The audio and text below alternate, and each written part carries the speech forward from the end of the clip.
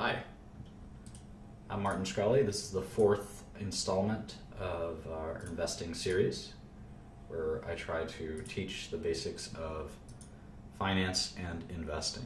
So welcome aboard. And we are going to be looking at IBM today. So I'm going to be paying attention to only this Yahoo Finance chat. We've kind of gotten rid of the blab idea. So let's see, if anyone has questions, you can just pop them into that chat and the moderators will deal with it accordingly, or I'll notice it and bring it up. So we're going to start by going to our SEC website, which is our favorite website, and it's just clicking the search button. This should be your bookmarked website if you're serious about investing.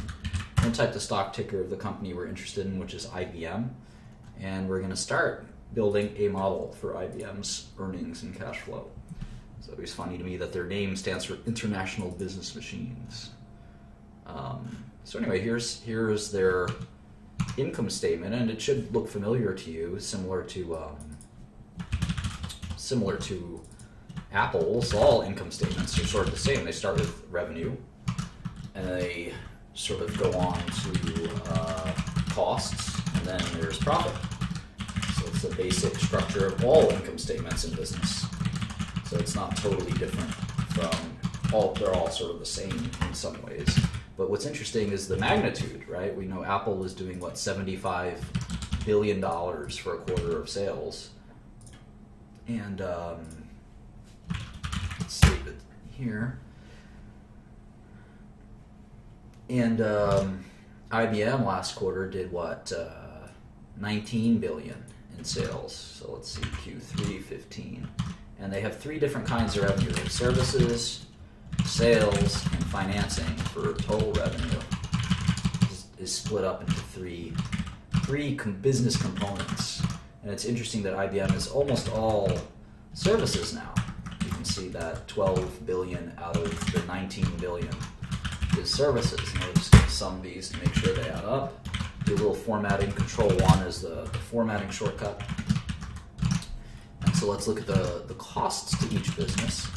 Services cost. Is this keyboard too loud? I can try to fix that. The sales cost. Sales is really products, right? Think of that as products cost. Financing costs. And then finally, total costs of goods sold. So it's an interesting way to segment, and you can see the margin on each product line is different. In fact, if you kind of eyeball it, you'll sort of see that maybe should we just put it down here? Services gross margin, sales gross margin, financing gross margin. How do we do that? We'll see how that goes. So let's see, sales gross margin is 4.2 billion. So even though the bulk of the sales are coming from services, you guys should see that the product line is much more profitable. It's actually most of the profits are coming from the products. And the financing is pretty small. So total gross margin is, let's see, revenue minus total cost of goods sold, which is 9.4 billion, or just all the gross profit lines individually.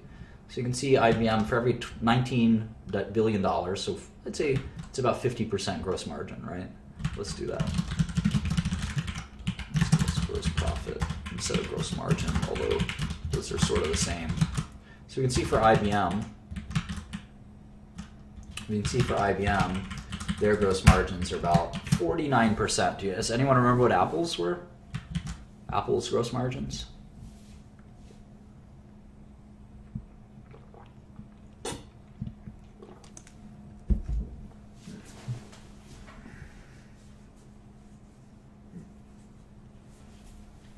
Come on.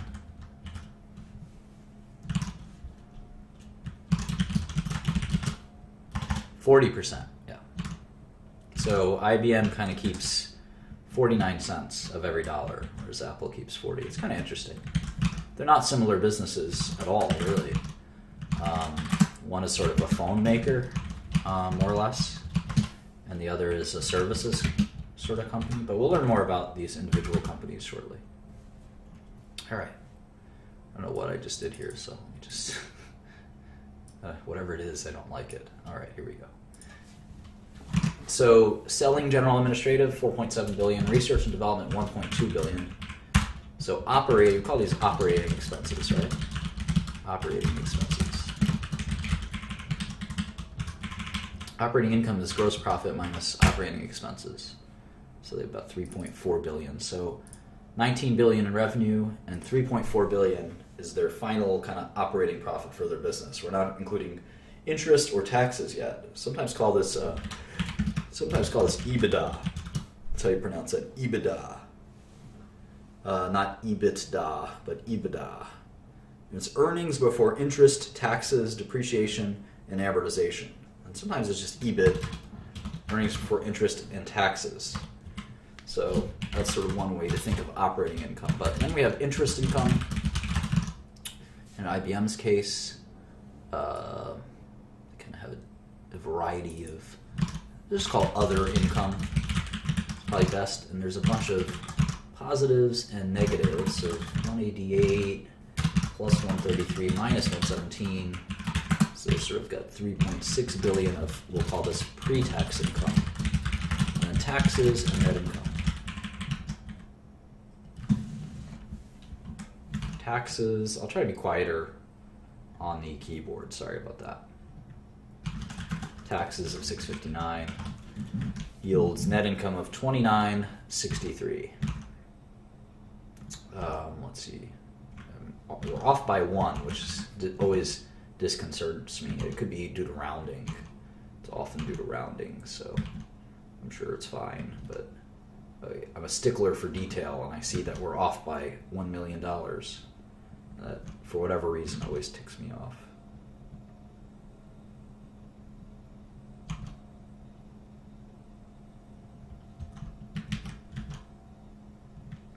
Well, we'll have to live with it. So, IBM made $3 billion last quarter. $3 billion last quarter. They have 975 million shares outstanding. In fact, we didn't do that. The first thing we typically do is we dive right into the model. The first thing we typically do is look at our basic 6 properties of a company. So why not do that now? What's the stock price of IBM? You can go to Yahoo Finance. I'm just going to go on Bloomberg because I have it open. Stock price of IBM is $137 per share. How many shares do they have outstanding? Well, it's on the first page of the 10Q, but it's also oftentimes in the balance sheet. Here it is, where they have 2.2 billion shares issued and 1.2 billion shares in their treasury that they've bought back. So you have to subtract those two, and you get 970 million shares outstanding, at least as of the end of Q3 15. So the market cap is obviously the product of multiplying the two. There's 970 million shares. So the total value of the company is those 970 million shares times the price per each share, which is 137. And so the value of the company is $133 billion, which is, what is that, about 1/5, right, of Apple. So Apple could buy IBM pretty easily. How about cash and debt? All right, cash looks like they have 9,480 million and then 88 million in securities. So I include that 88 million. They have accounts receivable, financing receivables. That's interesting. Financing receivables. How do we treat those? Interesting. I think that they're not really receivables in many ways. So we're going to ignore those in terms of cash. Long-term financing receivables, etc. They have some investments in sundry assets. I don't like to include that, but it could be another 5 billion in cash right here. So let's just leave it at around 9.5 billion of cash. How about debt? Here's a big slug of debt, $32 billion of debt. So they have a little bit of leverage, as we like to say. They have debt. Here's a short-term debt, $7.5 billion. The total of $40 billion in debt. So they definitely have used debt. So the enterprise value is much bigger than the market cap. The enterprise value is 163 billion, while the market cap is 33 billion, which is, I think, interesting. Any amount of income this company makes, let's say they made 10 billion in any year, it actually would take you 16 years to get your money back. But if you use the market cap, it would be 13 years. But the real answer is 16 years because you have all these lenders you have to pay. On a cash-free basis, right, there's negative $30 billion of cash. There's 10 in debt and 10 in cash and 40 in debt, basically. So it's negative $30 billion in IBM right now. So that 30 billion has to be made whole before a stock owner gets any of it. All right, let's go back to the model. And you should all be able to do this, maybe not as quickly as I can, but sort of in a similar way with just Microsoft Excel or your own spreadsheet software, like I think Google has Google Spreadsheets. So anyway, that was the Q3. Let's do Q2. And we could also do the year before. We didn't do that. We can easily do prior year. So the way we do prior year is we're just going to copy and paste all this stuff, paste it into the prior year, and we just get to pop in the constants. And the formula is like revenue is a formula. Revenue is just the sum of the 3 individual revenues. So you don't have to put that in. You can just put in the hard formula, the hard constants.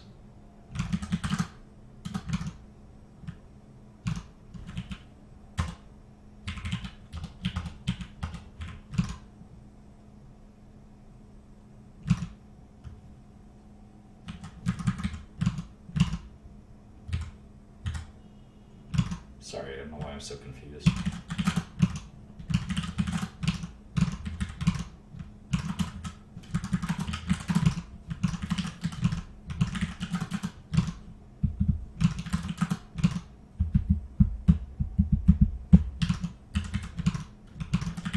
Okay, so we can see that IBM's revenue dropped 14% year over year. New divided by old minus 1 gives us change of 2 figures.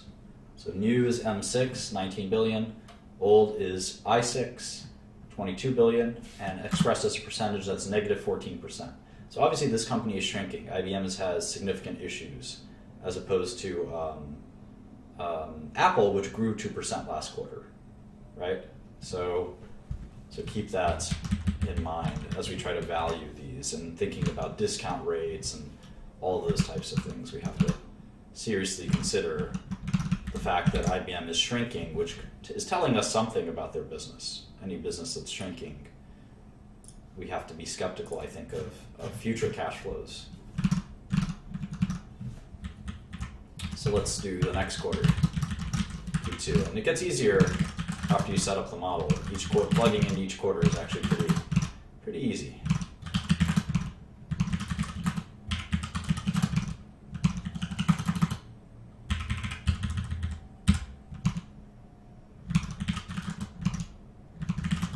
This terrible toothache. It's the first time I can't wait to see my dentist. See what is going on here. All right, so here you can see IBM is just typically making about $3 to $4 billion every quarter. So we'll worry about what that's like shortly, what that means shortly. But as you plug in these numbers, it's a little boring, so you want to kind of notice things as you plug them in, right? You want to notice things like that. And this is why I like to do it manually. It's because you get to learn a bit about the business as you do it manually. You really get to kind of appreciate the numbers on a different level than if you had a computer fill it in or you copied and pasted it or something like that. I don't encourage you to do that. I think it's important that you kind of get to feel the numbers, if that makes any sense. Trust me, it's true.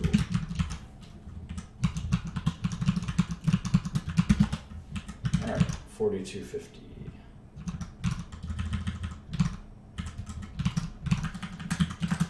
All right, so we can see here that they have been shrinking 2 quarters in a row now.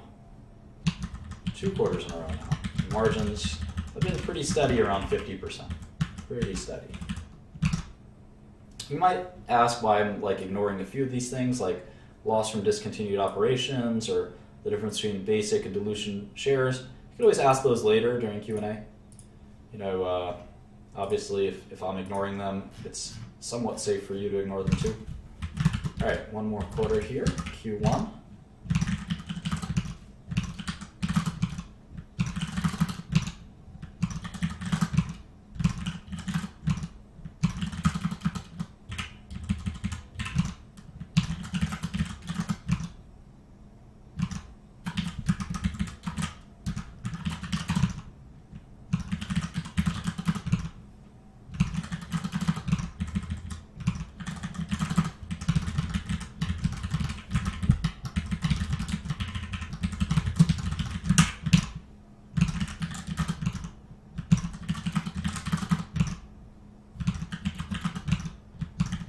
You can see this only takes a few minutes if you become kind of used to it. You can very quickly get these numbers in there. And the goal isn't to get the numbers in there, the goal is to interpret the numbers and understand them and make sure that you have a good sense for, you have a great sense for the business as a whole.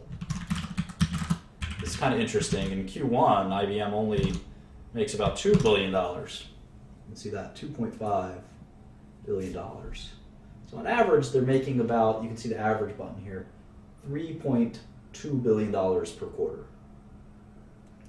$3.2 billion per quarter.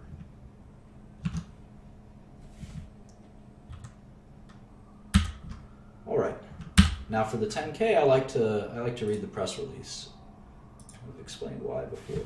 It's an underwriting agreement, so let's see if we can find the 10K quarterly. Where were they when they have issued that? Probably around here.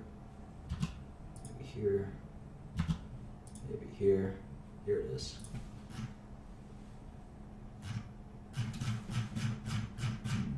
Maybe not.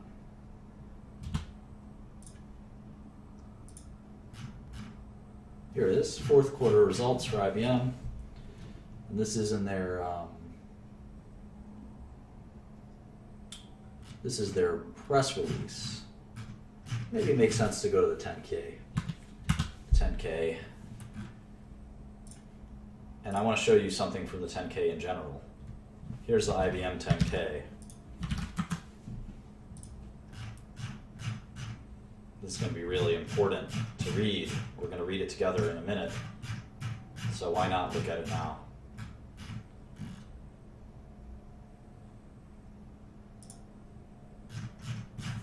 They have the sort of two parts of the 10K. A lot of companies have been doing this lately.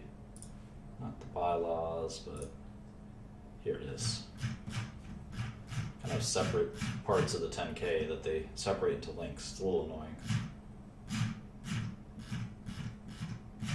Now you see why I like to go to the press release for the 10K. For the fourth quarter, I should say.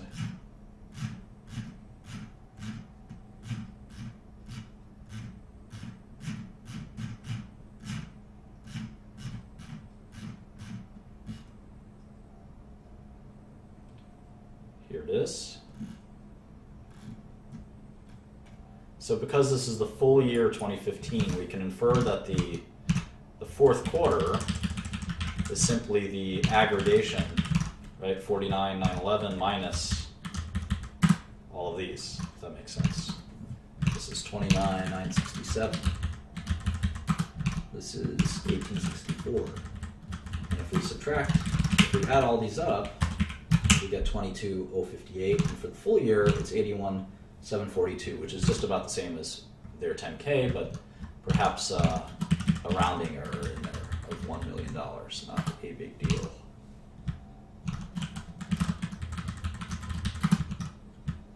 And that's why doing this off the 10K is a little cumbersome, because you have to do all these kind of additions and subtractions. It's not terrible, though.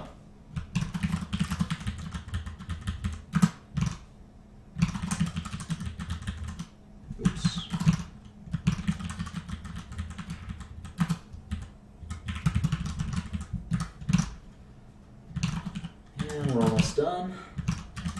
We're getting a picture of IBM as we do this, right? The picture is they make about $2 or $3 billion a quarter, or about 12 or 13 billion a year. And you can see in 2013 they made 16 billion.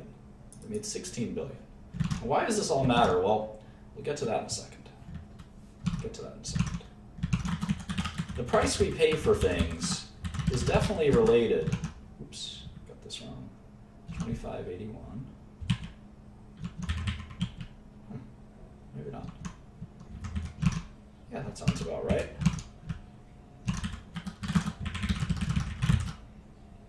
No, I still got a little off here. Let's see. There it is.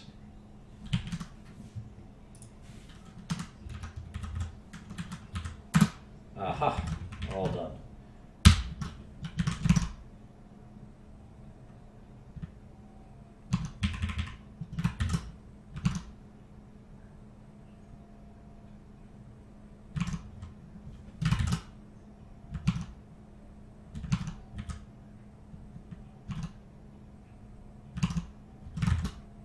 Perfect, okay.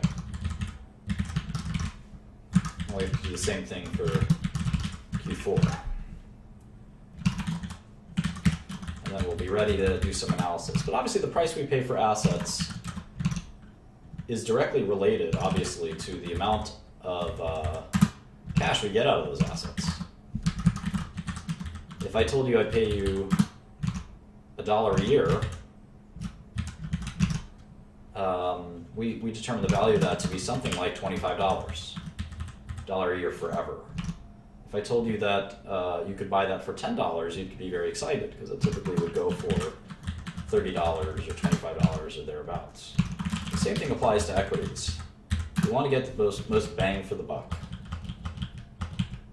And we can do that by evaluating the cash we kind of expect to get as a shareholder from a company, like an IBM. And we do that with our NPV calculations.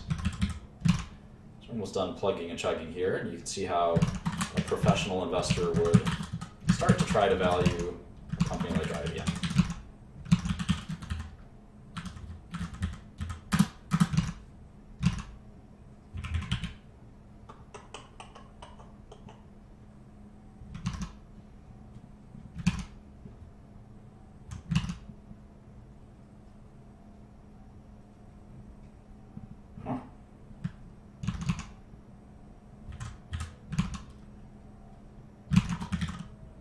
I noticed something.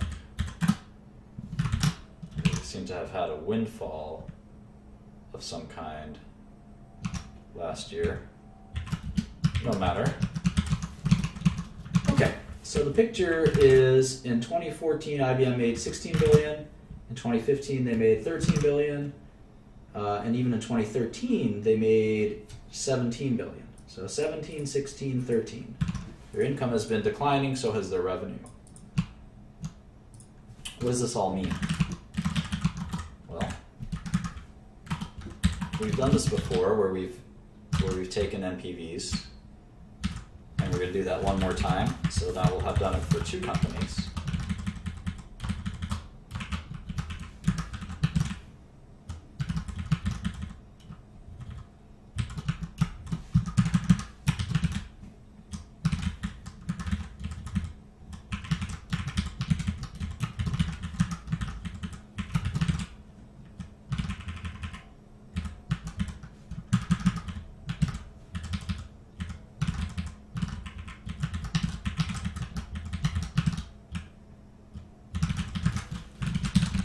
There's the 13 billion I mentioned.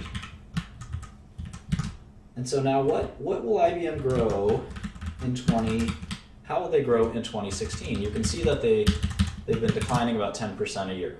So let's assume, for argument's sake, that they'll decline 10% a year even further. So times 0.9 would give us that 10% a year kind of decline. I mean, I assume that it will slow down at some point, right?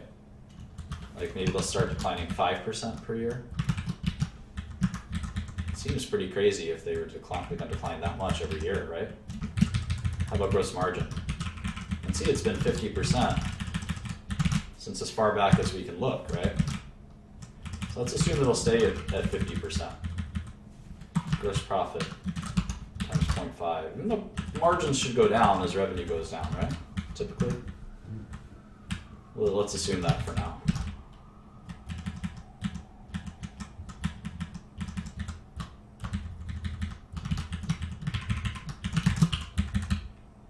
How about SG&A? Well, let's see how it behaved in 2014. You can see that it dropped. You know, as your revenue drops, you have to cut your costs usually, right? Typically.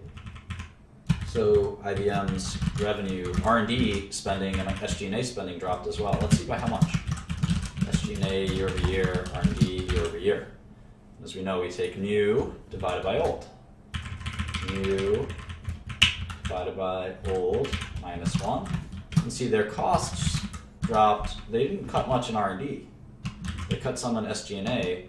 Let's see how much their revenue fell. It's obviously a dangerous thing. When your revenue is falling faster than your costs, your profit will really start to fall. And you can see that's kind of what happened here. You can see that the revenue dropped 12%. They cut their SG&A by 12%. They didn't cut their R&D by 12%. They only cut it by 3%, which I think is somewhat telling. Okay.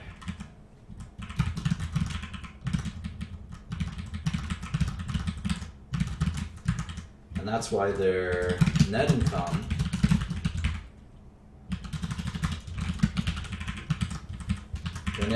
fell by 15%. See, their revenue dropped by 12%, but their net income fell by 15%. Very interesting. And now we're going to forecast their revenue dropping by about 10% and then about 5% a year. So how would their costs decline? I'd say they'd cut their costs in a similar fashion, but maybe not R&D. So let's assume their costs drop by 10% a year, and it just matches the decline in revenue. Let's assume that. Other income will grow because their cash should build up over time. We'll talk about how to treat that in a second. Taxes, well, we can tell what their tax rate is just by doing taxes divided by pre-tax income. Let's see how much taxes IBM pays. Shocker, they pay 21% taxes, or even less. On average, they pay about 19% tax rate. So let's see if Hillary Clinton wins, maybe that tax rate will bump up. But for now, let's assume it's a 20% corporate tax. A lot lower than average person pays, of course. So there's our income stream. So now what do? We forecasted income from 2016 to 2030. What can we do with this? What do you guys think?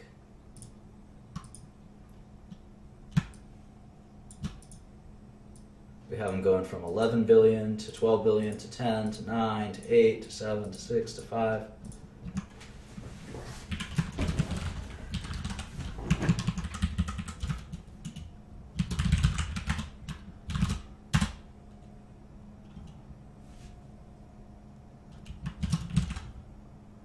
Yeah, we could start to get the terminal value and things like that. So maybe they'll drop 5% a year in perpetuity. So we'll take this and we call this the terminal value. We'll do that into perpetuity. Yes, we got to discount it to present value precisely. And let's say the discount rate is what, 5%? So we'll take the NPV from 2016 onward. Entered too few arguments. Bollocks. Let me do it again. There you go. Discount rate. All right. We got 100 billion, 110 billion. How about the cash? We got to include cash. There's negative cash at IBM. So the net NPV is 81 billion, and that means their share price is what? $84 a share, and the current share price is $134 a share. So our model is telling us that the shares should be at 84. But right now they're at 137. So that means that the stock could be a short. It could be 40% more downside. 40% more downside. But we're also assuming that IBM has a really bad time growing. They continue to shrink and shrink and shrink. Well, let's see how much they have been shrinking. Let's see how much they have been shrinking.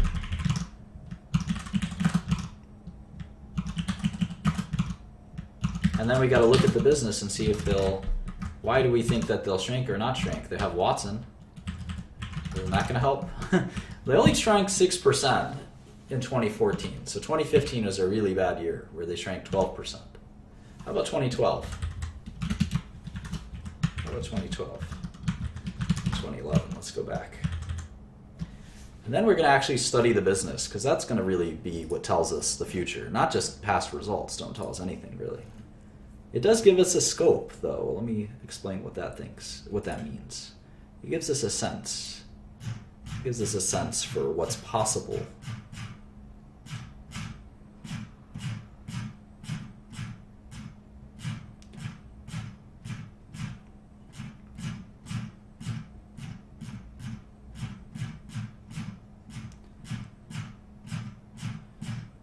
Come on.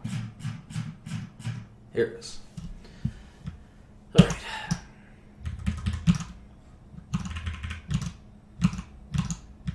They discontinued some operations. That's why these numbers don't look the same necessarily. They've been selling businesses, which is another reason why the revenue might be going down. All right, so the revenue has been dropping every year. You can see 2%, 6%, 6%, 12%. So if they drop 10%, it seems like, at least on average, they've been dropping about 6%. So let's assume they drop 6%, maybe forever. They'd really undergo some major shrinkage. We still have a share price of 102 versus 140, so, and our maturity is negative 5%. We're using a discount rate of 5%. All right, so what does this mean? Why is this valuable? I mean, these numbers aren't really good forecasts. They're barely even forecasts. They're guesses. So are these numbers. So the cash flow numbers we're putting into this net present value machine are not really that valuable, or are they? I think they're actually very valuable. So what we can do is we can actually reverse engineer what the stock market thinks. This is my favorite part of finance. If we put in that negative 5% in here, if we put in negative 5% revenue growth and a discount rate of 4.5%, we can get a share price that's almost exactly the same as the current stock market price. So what that tells us is that this is what the stock market thinks will happen to IBM. If the numbers are better than this, the share price will go up. If the numbers are worse than this, the share price will go down. But right now, this is the break even, if you will. This is what people think. This is what the stock market, which is a consortium of minds and actions, this is what the stock market thinks will happen to IBM. It'll drop, it'll hold its gross margins at 50%. It'll hold its tax rate at about 20%. Its revenue will drop 5% per year forever. It has a discount rate of 4.5%, which is a very low discount rate. Let's see what that IBM debt is yielding. Let's see what that IBM debt, 10-year debt. IBM 10-year debt. Oops, pull up the European debt. IBM 10-year debt yields, oops. 1 minute.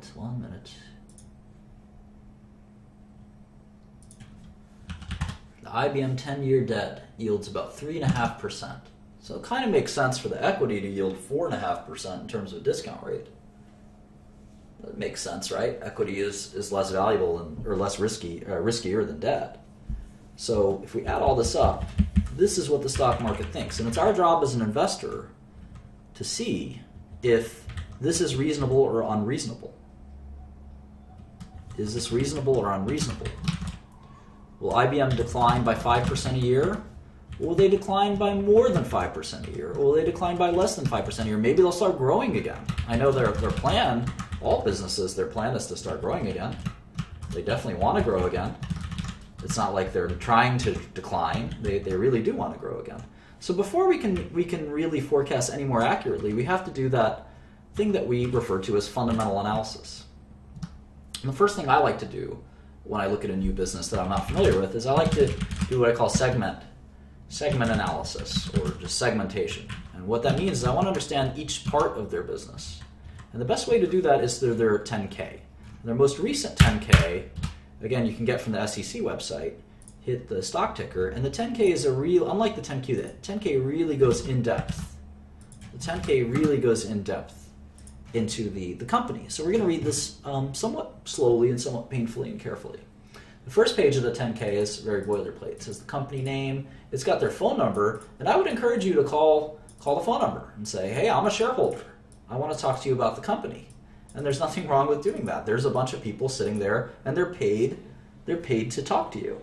So there's absolutely nothing wrong with calling that phone number and saying, I want to talk to investor relations. I'm a stockholder. Even if you own 100 shares, it doesn't make a difference. The nice thing about the first page of the 10K is it also tells you how many shares outstanding there are. It typically does, at least. It does tell you the market cap, which is 159 billion. All right, IBM was incorporated in 1911. It's sometimes nice to know the history of these companies. I like to write that down sometimes.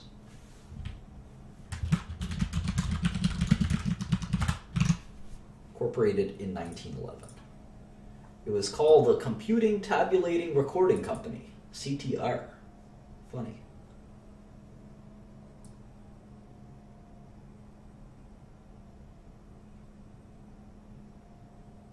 The company creates value for clients through integrated solutions and products that leverage data, IT, and deep expertise in industries and business processes and a broad ecosystem of partners and alliances. Okay. IBM solutions typically create value by enabling new capabilities. A lot of corporate speak here, not very direct.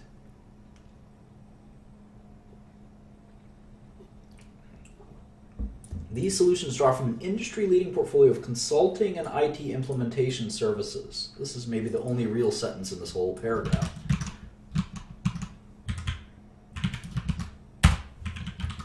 Industry-leading portfolio, we can remove that. That's corporate speak.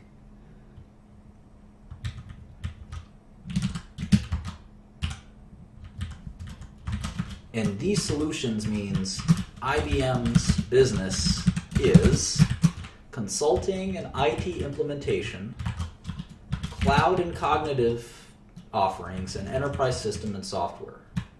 That's it. This whole paragraph, this is the translation. IBM's business is consulting and IT implementation, cloud and cognitive computing, and enterprise systems and software. Okay. That is a little more understandable than this kind of corporate speak.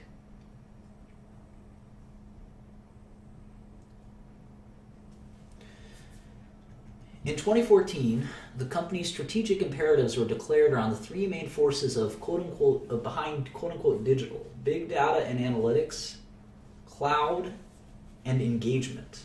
Not sure I understand what that means exactly. Since 2010, IBM has invested $30 billion, built out the IBM Cloud on a global scale, established the Watson Group, announced 50 acquisitions, including the landmark alliance with Apple to bring mobile to the enterprise. Okay. As IBM's clients transform, digital itself is not the destination, but a foundation to create a truly cognitive enterprise. So we use the phrase enterprise often in business to mean businesses, as opposed to the consumer. The enterprise is other companies. So IBM is mostly an enterprise software and services company. They don't sell to consumers. There's no IBM computer you can buy. You'll never interface with IBM as a consumer. So keep that in mind. They sell to big businesses like JP Morgan and Walmart. IBM is emerging as more than a hardware, software, and services company. That's kind of BS. transforming into a cognitive solutions and cloud company. Cognitive, advanced analytics and key data, cloud platform, industry focus, IBM's Watson, can see and analyze the massive amounts of data that have previously been invisible to computers and enterprises. It's all kind of bullshit to me. Cognitive systems are not programmed. Like humans, they learn from experts, from interactions, and from big data. Ultimately, they can augment human intelligence, allowing individuals to make more informed decisions. Bluemix. Building cognitive apps through Watson Developer Zone on Bluemix. I'm going to write that down.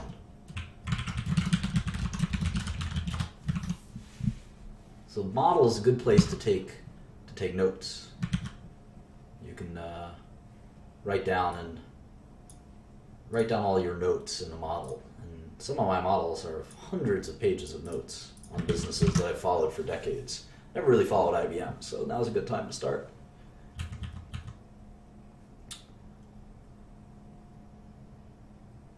Nearly half of IBM's research spending is focused on analytics and cognitive. Okay. IBM's leading-edge cognitive technology is only the starting point. The company is developing entirely new solutions businesses around cognitive. The Watson Health Unit was formed, the first business unit designed around an industry. Watson Health will integrate cognitive solutions that help doctors diagnose and anticipate disease. Well, I know something about that. The Internet of Things. 9 billion internet-connected devices.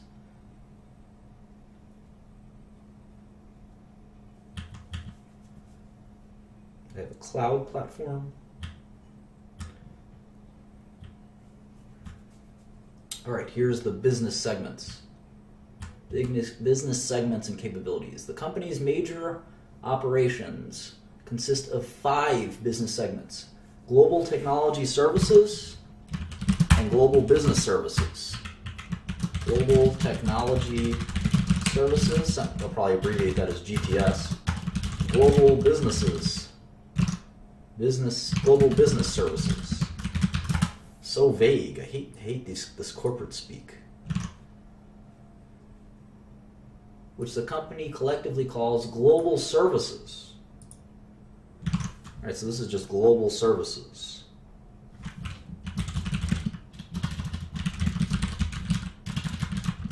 Wonder what the difference is. Alright, so they have the services business, the software business, systems hardware, so probably like mainframes and stuff like servers, and global financing. So let's see, 1, 2, 3, 4, 5. I'm guessing Watson is a part of software, but who knows?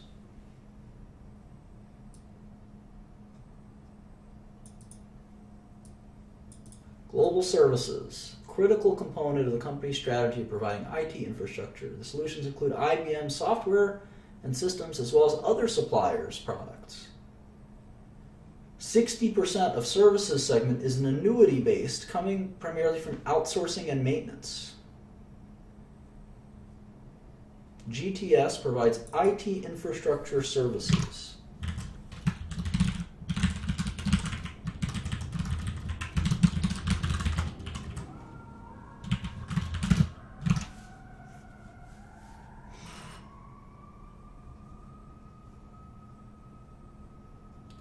Okay, so it's outsourcing in essence. How about GBS?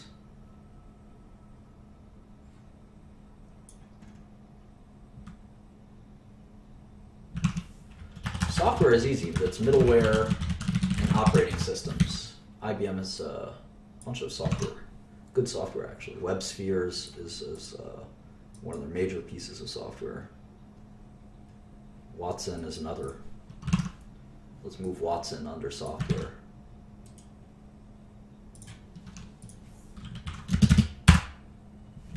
How about hardware? They have servers and storage.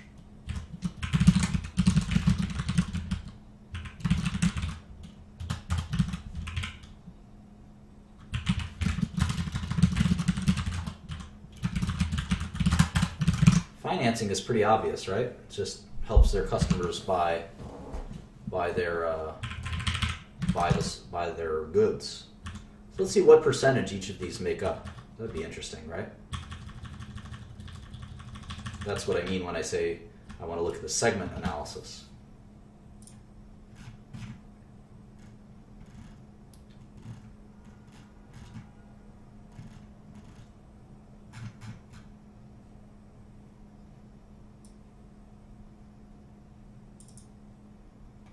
Currency may have hit IBM more than we've been thinking. We got to look at that in a minute. We still maintain that the markets expect about a 5% annual decline in IBM. We can use their NPV calculator to impute that. All right, so here you can see global technology services is 32 billion and global business services is 17 billion out of 82 billion. So we can actually do a percent of revenue marker here where we can say the percentage of revenue of all global services is 32 plus 17 divided by 81.7, which is 60%. So IBM is 60% services. How about software? 22.9 billion over 81.7. So it's 28% software. And together, that's already 90%. How about systems? Systems, 7.5 billion. So they're really not selling much. Servers and storage. Together, that's 97%. The last 3% is obviously financing and other. Let's just do 1840. Yeah, so that equals 99%. So you can see that the business is dominated by services and software. Everything else is, and most of it's services. So let's see the difference between global technology services and global business services. 32 divided by 81.7. So 40% is GTS and GBS, whatever that is 21%. That makes 60. Cool. So that tells us a little bit about their business. I like to save this in my model, so I accrued this information over time, and you'll see me make all these notes like this. I'll do GTS. I'll type name, global technology services, and one of the things I might want to write down is clients. Like, who are their clients? Is it Walmart, Microsoft, JP Morgan? Who are their clients for global technology services? It's probably huge businesses. And huge businesses like JP Morgan or Goldman Sachs or even Facebook, they're going to need IBM's consulting to understand their IT infrastructure. Should we use Amazon Web Services for some of it? Should we use Akamai? Should we use what kind of software? How do we set it up? And of course, IBM will sometimes say, well, I think you should use IBM software. But sometimes, hopefully, they'll say that you should use some other company's software. And that's kind of the way their business probably works. I know a little bit about software. I used to follow it a little bit, not too much. Okay, so that's sort of a quick read of the 10Q. We have to read way more. One of the things that I like to do is I like to go to their website. And it's interesting, they keep talking about Watson, cognitive computing, and all this stuff, but at the end of the day, most of their business is just consulting. It's just consulting. 60% of their business is just plain old consulting. And I know a little bit about their software business, and a lot of their software revenue is also kind of old database software and middleware software, which is also not that exciting. So they're really trying to make themselves sound sexy and cool, but they really have a bunch of old kind of software. So you can see why people think the markets assume that they'll shrink by 5% a year. Let's see what happens. This will be fun. Let's see what happens. What are these shares worth if they don't shrink 5% every year? What do you think they'll be worth if right now the shares trade for $138, and our calculator, our model, which I'll upload to the share drive after, our model tells us that if that's the case, they'll have to shrink 5% a year to be worth $137.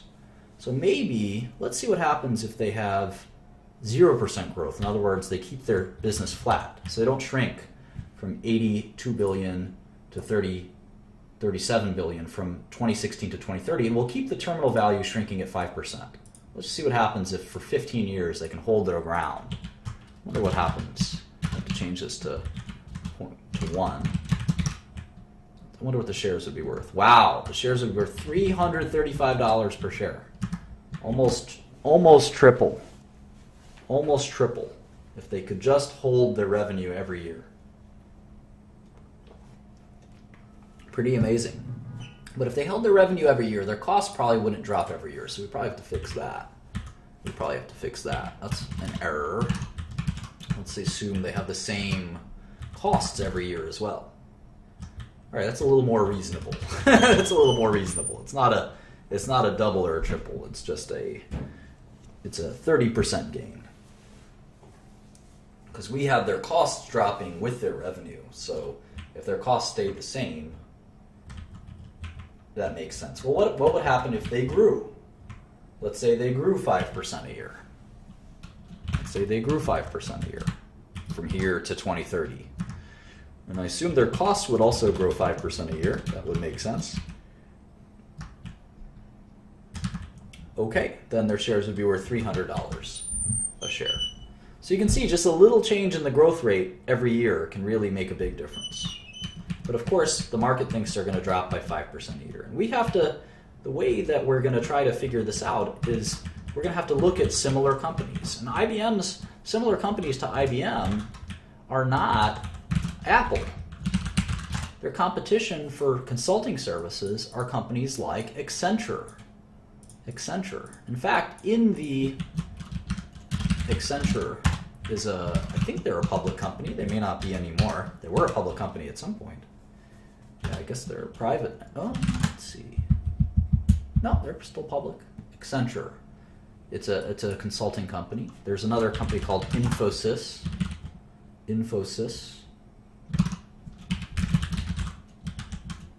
Similar companies to what IBM offers. Software, they have competitors like Oracle and SAP. Watson, I don't think they have any competitors. Maybe Google.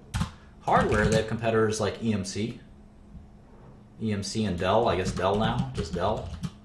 Financing is such a small part of their business. It's not really a part of their business. Xerox, sure.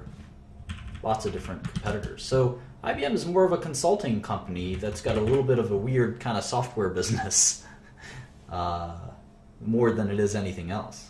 They've kind of sold the rest of their stuff. So we're going to have to model Accenture and Infosys. What other similar companies? Let's see here.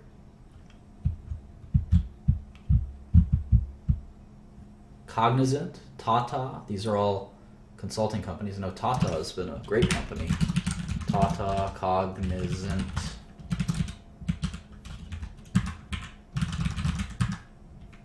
These are their competitors. And these companies go into these major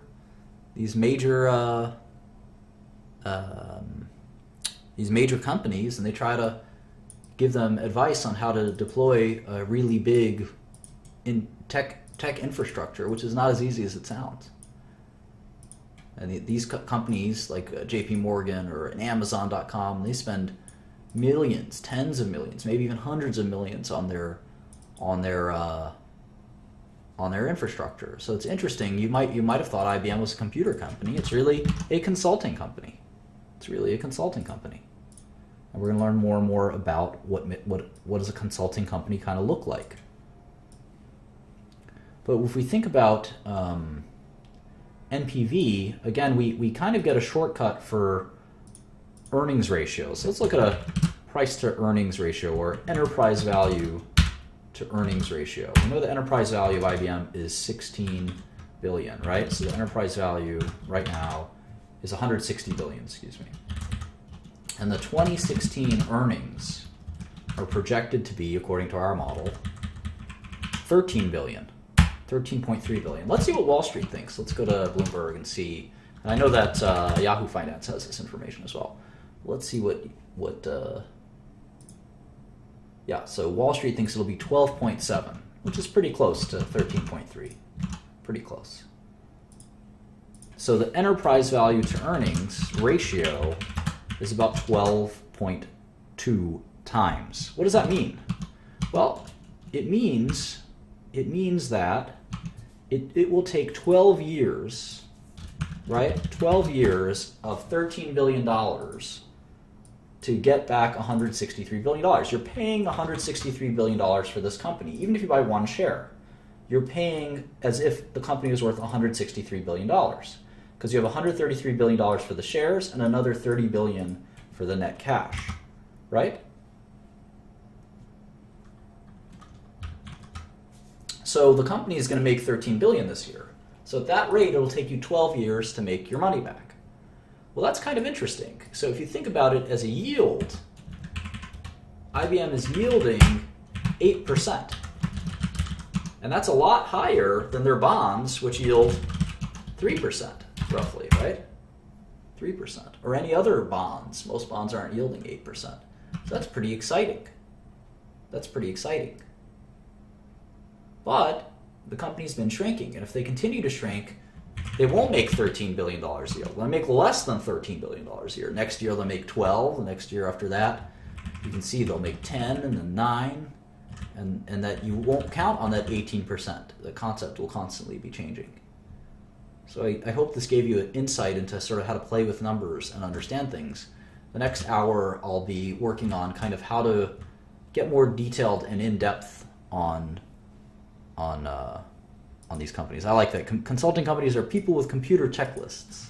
In many ways that's true, but at the same time, it's sort of interesting. Like if you have, there's only a few big consulting companies, right? IBM, Tata, Cognizant, Accenture. And if you're JP Morgan, right, and you're going to deploy a global technology infrastructure, you don't want to do that by yourself. You want to have advisors.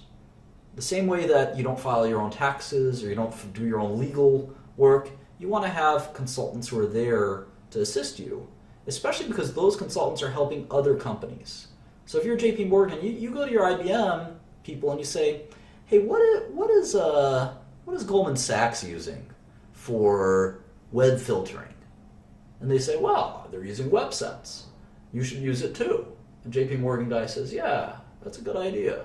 So you have an ability to kind of gain information that's there using these consultants. So it's sort of like any other consulting industry, like law or accounting, auditing, stuff like that. So anyway, I went to IBM's investor relations website. Here's their investor relations website. And we can dig into these financials. So there's the press release for every quarter. There's the audio. Welcome and thank you for standing by. Maybe open At this this up. time, all participants are in listen-only mode. Today's conference is It's MP3 file. You should Welcome listen. and thank you for standing by. You should be listening to these MP3s instead of Kendrick Lamar. I'm telling you. At this time, all participants are in listen-only mode. Today's conference is being Let's read recorded. the press release. If you have any objections, you may disconnect. Look how at old any school time. this is. I Now I love will it. turn the meeting over to our I love host, it. Ms. No Patricia graphics. Murphy, Just old Vice school President of typewritten. Investor Relations. Ma'am, you may begin. Thank you. This is Patricia Murphy, Vice President of Investor Relations for IBM. Remember what I said I'm yesterday? here You today should with call Martin her. Schroeder, IBM Senior Vice President and Chief Financial Officer. I'd like to welcome you to our fourth quarter earnings presentation. Prepared remarks will be available within a couple of hours, and a replay of the webcast will be posted by this time tomorrow. I'll remind you that certain comments made in this presentation. So they're going to read the safe harbor statement, but before we do that, the first thing, like I said, the best thing you can do is read a year, at least a year, of all the press releases of the company. That's even before, don't even think about investing or trading. You have to read at least a year of the press releases. And as you're reading them, you want to put that information from on. The first thing I saw, I kind of ignore the net income stuff. I want to start with revenue. I'll go back to this later. The first thing I see in revenue from continuing operations, $22 billion. Okay, fine, I know that. It's in my model. So I don't have to go to my model. down 2% after adjusting for currency. Whoa! Down 9% as reported. What? Well, first they're telling me it's down 9%. I'm looking at this and I see down 9%. That's pretty stinky. 9% decline smells bad. That smells like me. I never take showers. But then they say that's the reported amount. The actual amount is 2% when you adjust for currency swings. So we call that revenue reported versus revenue local currency. So they only dropped by 2%. They only dropped by 2%. I'll make sure you guys are reading what I'm reading. They only dropped by 2%. And that means our forecast for the future is maybe too aggressive. We think they're going to drop by 5% a year, but maybe they're only going to drop by 2% a year. Let's see what happens if we pump that in. 0.98. 0.98. And they cut their costs by 2% as well. Now the shares are actually kind of cheap. Not by much, they're basically fairly valued. But it's telling, it's very telling. And then the other big error in this model is this line, which we'll get to in a minute. In fact, I'm going to color it yellow because it's really important. It's the interest income. And we're going to have to think about that really carefully.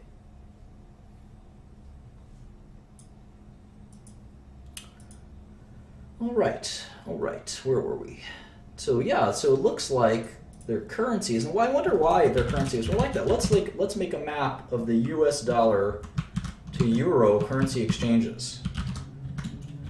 Let's look that up on a quarterly basis if we can. So let's see, first quarter of 2014. Oops. The average euro price was $1.37. Let's go to the next quarter. Q2 14, it was also $1.37. Make sure I got that right. Yeah, 137.04, 137.16. How about the third quarter? 7.1 to what? 8.9, 9.30. Then it was 132, dropped quite a bit. 132.52. Okay, how about the fourth quarter? 10, 1, 14, 12, 31, 14. 124.88. IBM is an international company. Literally the first letter of IBM stands for international. So we have to look at the currencies because this could be a big impact. 112.68. Big drops in the euro relative to the dollar.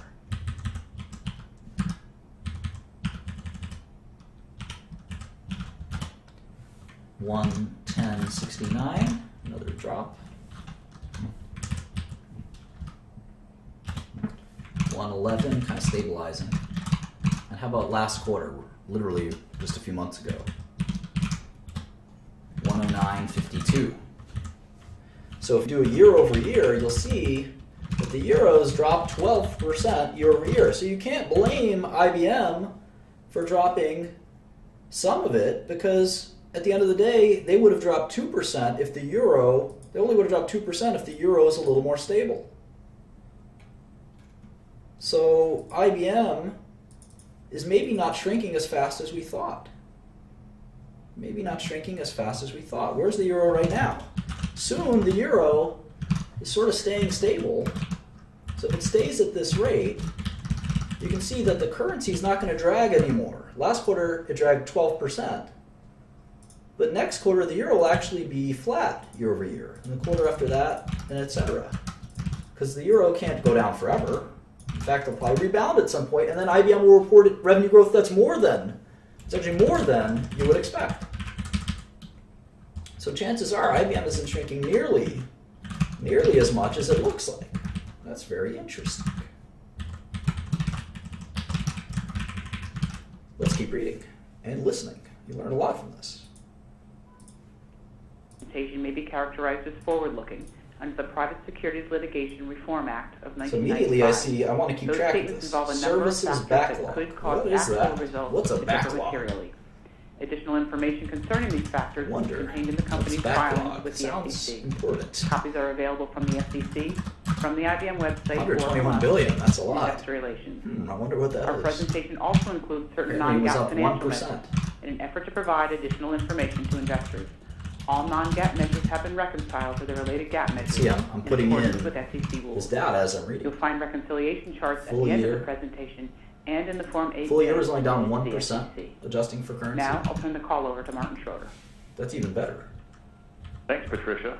Let me start by saying we're pleased with the progress we made again this quarter. We delivered revenue of $22.1 billion, operating net income of $4.7 billion, and operating earnings per share of $4.84. As we get into our results, you'll see that our fourth quarter and full year performance reflects the transitions in our business as we address the significant shifts in our industry. I don't like it that the CEO of IBM can't be bothered to join the conference call. I don't play that. Tim Cook goes on the Apple conference call. Why is she so special? IBM's 5 times smaller than Apple. All right, so you see here, this is another thing I want to point out as you read through this. It says revenue from continuing operations is $82 billion, down 1% adjusting for currency. So here it says down 12%. But now they're trying to tell us it's down 1%. Well, I don't believe you. Explain to me why it's not down 12%, it's down only 1%. Well, 8 points came from currency due to the weak euro, I'm guessing, and 3 points from divestitures. What's a divestiture? It's when you sell a business. So obviously, if you sell a business in 2015 or in 2014, you're not going to get the revenue that you were getting from that business anymore. You're going to get cash instead. And if you decide to sell one of your businesses, like I know they sold their PC business to Lenovo, the laptop business, you're not going to be able to book your revenue anymore. But you have to exclude that out if you want to think about what's going to happen in the future, right? So if they're only going to shrink by 1% in the future, 1% in the future, then we're really looking at even better, $163 stock instead of $137. And this maturity of negative 5% seems really onerous, right? That's when we thought this was a really fast shrinking business. Maybe it should just be negative 3%. Oh my gosh, now it's $180 a share instead of $140. That's almost starting to get to the level where it's worth buying. What if it was negative 1%? What if they just shrank 1% every year from here on out, just like they did last year? Then you're talking about a $200 stock versus a $137 stock today. Well, what about cash? What about cash? I actually want to point this out.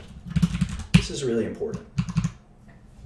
Let me show you something that's really crucial. Will help you understand how finance works. I'm going to pause reading the press release. I'm going to pause the conference call, and this is so important. I'm going to point it out to you. We're going to go to the most recent statement, which is the 10K. We're going to go to the financial section where the balance sheet is. Where's the balance sheet? Financial position, page 78. Let's go there. We're going to jot down the balance sheet really quick. So cash, 7686, 508, accounts receivable, 8333, financing receivable, 1920, other account. How many accounts receivable do you have? Jesus. Property, plant, and equipment. Long-term financing receivables. Jesus. Pension, deferred taxes. We know I like to add goodwill and intangibles in one line, since it's all gobbledygook. Sum should equal 110,495. It does.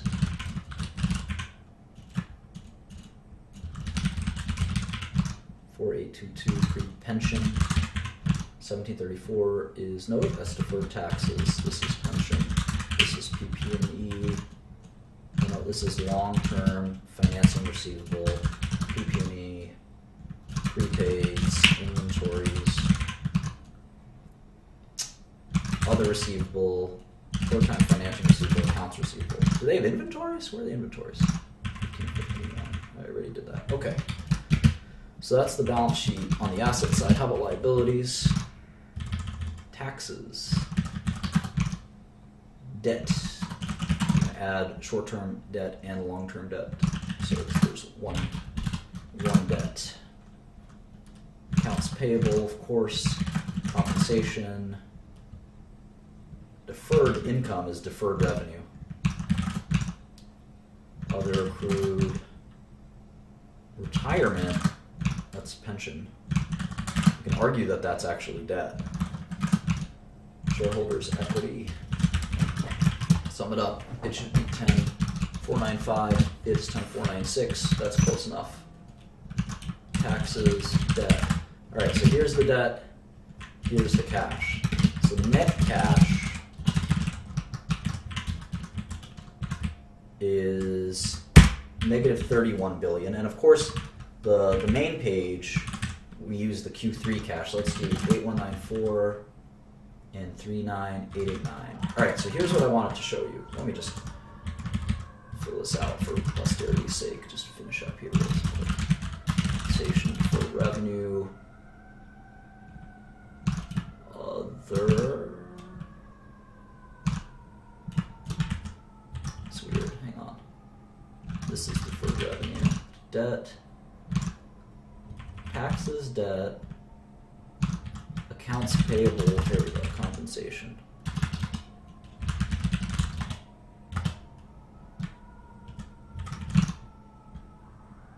Other. Retirement. Deferred. Oh, it's long-term deferred revenue. I should collapse those into one.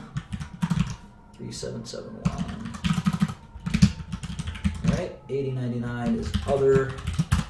So shareholders' equity, liabilities plus shareholders' equity. Okay, so here's what I want to show you that's kind of important, and it's arguably the secret of finance.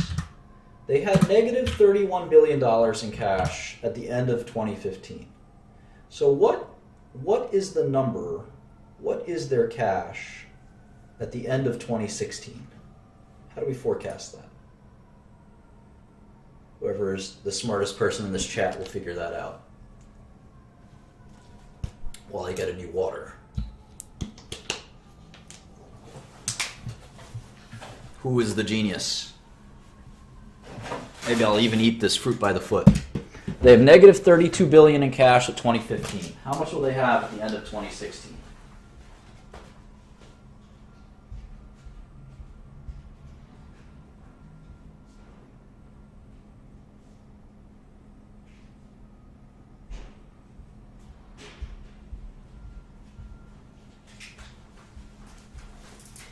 Who is the genius? Do we have a genius here? No. Not the rate of change of the dot. Come on. What is that? Burn rate? IBM makes money. There's no burn rate.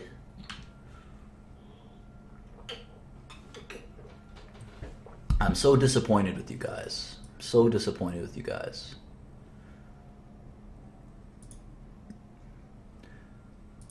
Let's see some more people who have some answers. There you go, Coke Zero. That's our reliable Coke Zero who's smarter than everybody else. Well, think about it from your own perspective. Let's say you make $50,000 a year, and in our imaginary world, you don't have any costs. Or maybe you make $100,000 a year, and you spend $50 on yourself. So at the end of the year, you make $50,000. And if you started the year with $50,000 in your bank account, you ended 2015 and you began 2016 with $50,000 in your bank account, and you made $50,000 in 2016, well, you'd have $100,000 at the end of the year. IBM's the same thing. They started the year with $32 billion in debt, and they're scheduled to make net income of $13 billion. So we're just going to add these two up. All right, maybe someone can tell me how much they're going to have at the end of 2017.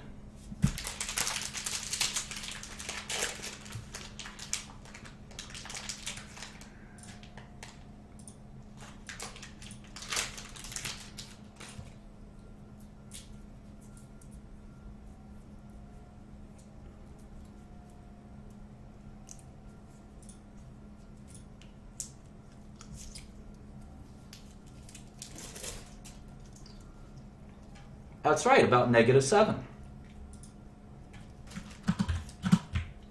And so forth and so forth. That's right, net cash plus net income.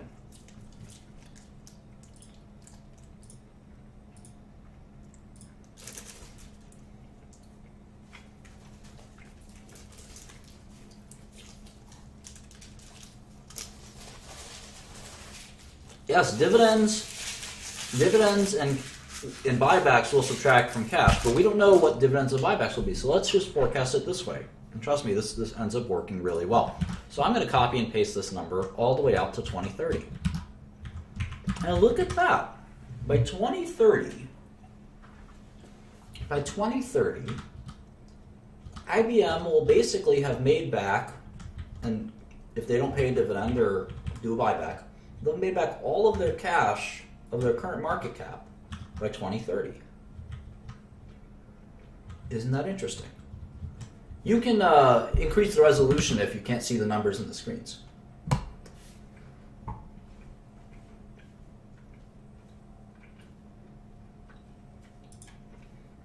It should be very high resolution. Now, if the company is $100 billion on their balance sheet in 2016, how much should they be earning in interest income? What do you guys think?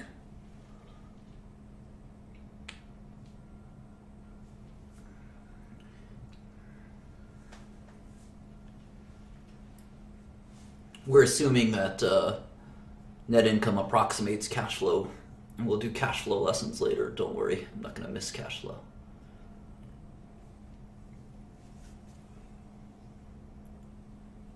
And this is the key to finance. Companies should be using their cash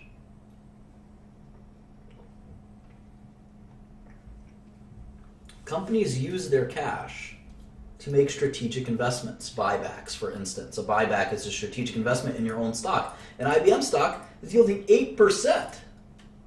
8%. Right now, we're assuming their interest income.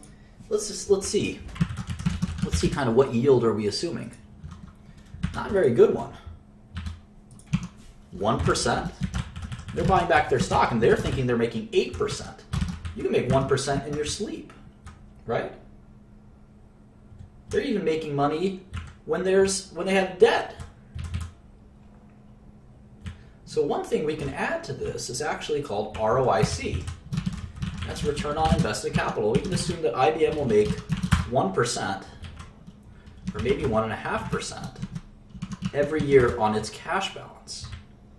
That's a crazy idea. So we'll start it here. We'll assume that they make 1.5% every year. It seems like they make, if you look at their thing here, they make 1.5 billion, and then they have financing costs. So let's actually put that instead. Plus 1,500 times whatever this number is, multiplied by negative 1.5% in this case, or 1.5% when it's positive. Hold up. We them boys. All right, there we go. So if we do that, we can see that we're going to give IBM credit for holding and making money. Now, they could give this to us in the form of dividends, and then we'll just take that money and invest it. So this is a very appropriate way to treat it. And if we can see it like this, you can see that the current shares of IBM, if they shrink a little bit every year, are worth almost double where they're trading at. Maybe that's why Buffett's so attracted to this.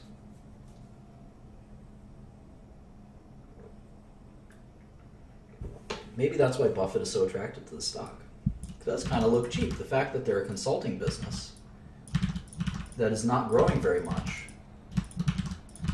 kind of makes sense. Tech is sort of deflationary, so I wonder if, but I'm not sure tech is deflationary for big businesses. Big businesses need to spend maybe more money on tech. That's hard to say. But it certainly looks attractive.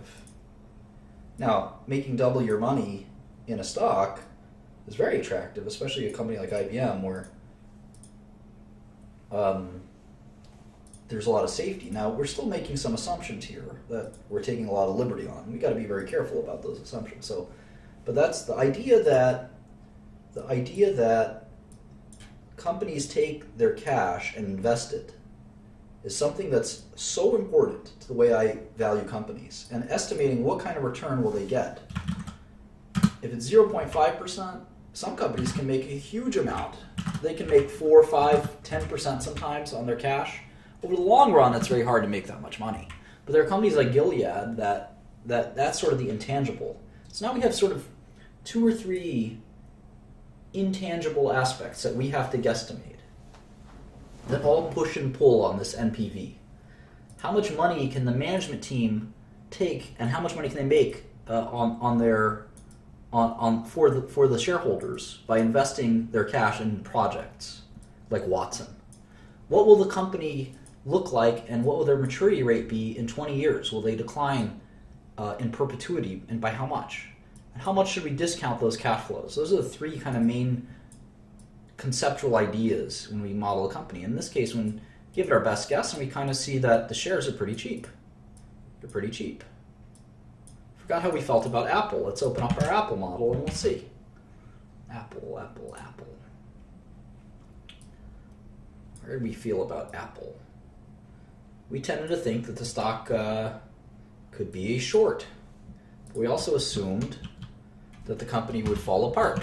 So maybe let's be less nasty to them.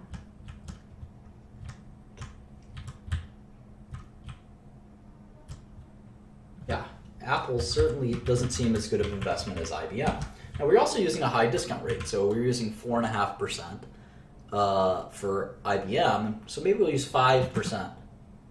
5% for Apple, maybe we'll make it negative 2% maturity. This will be a little nicer to Apple, but we still only get a stock price that's similar to the current stock price, whereas for IBM, we get a stock price that's a lot higher. Now for Apple, we didn't do this ROIC concept. So we should do that at some point too. But we'll be building all of these models at the same time. Let's go back to IBM. Let's keep listening. As well as some of the cyclical challenges of the global business environment. So as always in January, I'll start out with some comments on the year, show you the progress we've made in our transformation, discuss the details of the quarter, and then wrap up with our view of 2016.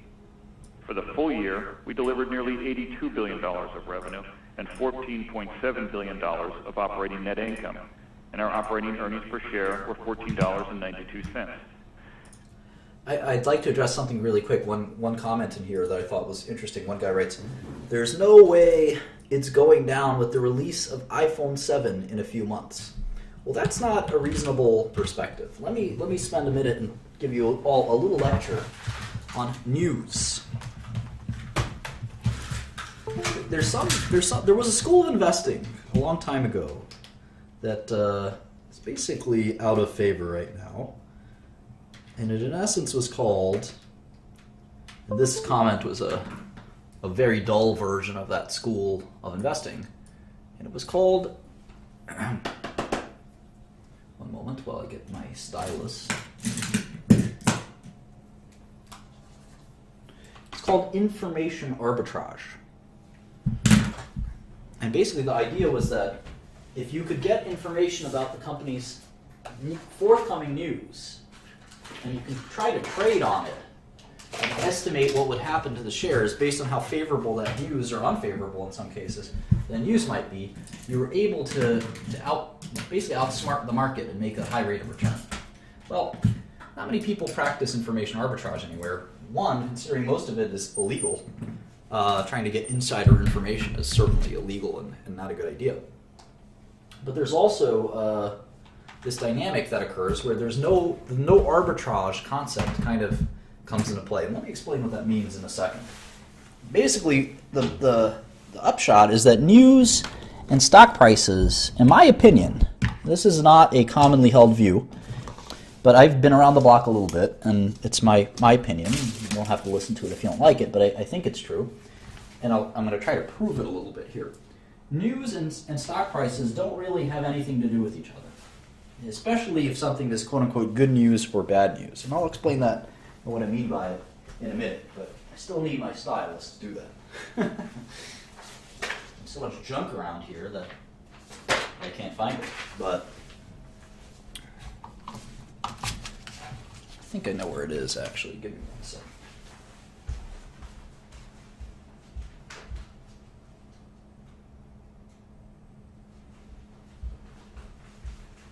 Aha! Aha! I found it. Okay. So the concept here is that let's say you know that this is the Apple stock price. It's unpredictable, let's say. You don't know. In fact, that's too predictable. Let me try it again. It's very unpredictable. Okay, and you know that, let's say this is 2016 so far, and you know that the iPhone is being released right here. Well, there's no arbitrage that you can take because everybody knows this. Everybody knows.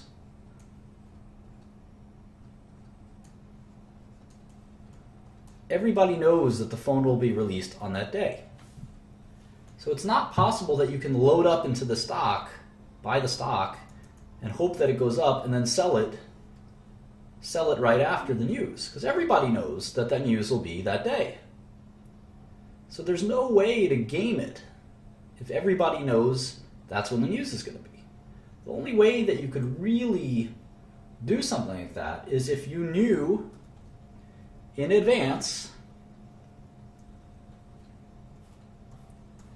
that, let's say, there was a great new feature, like the iPhone, that nobody knew about. There was a surprise, in other words. There was a positive surprise in versus expectations. If you knew that the iPhone had some amazing feature, like they were gonna, I don't know, they finally figured out how to make Siri much better. Siri is much better. And you knew in advance, because Tim Cook called you and he told you, Siri is going to be perfect. It's so smart, you're going to be amazed. We really worked on it, and it's top secret. Well, then you knew that there was going to be a surprise versus the expectations. And then you could buy it and make a lot of money. But then you would go to jail, because trading on insider information is illegal. It's illegal, and many people have gone to jail for it. I've never been accused of it myself, but it is very illegal. I've never done it myself. It's very illegal, and it's not something you want to do. And it's probably not something you can do either. But if you could do it, perhaps you'd be tempted to do it, but you would rapidly go to prison. So there's no real way. Perhaps you knew that, in fact, expectations were low. Expectations for the iPhone, I guess the iPhone 7, right? You knew that the iPhone 7 was going to be a very blah, it's a technical term, a very blah or blasé, maybe is a better term, a blasé release without many new features. It's going to be another iPhone. And then maybe you had a hunch that maybe it's not going to be that boring. Maybe it's going to be exciting. Maybe they're going to do something once and for all to actually make it a better phone.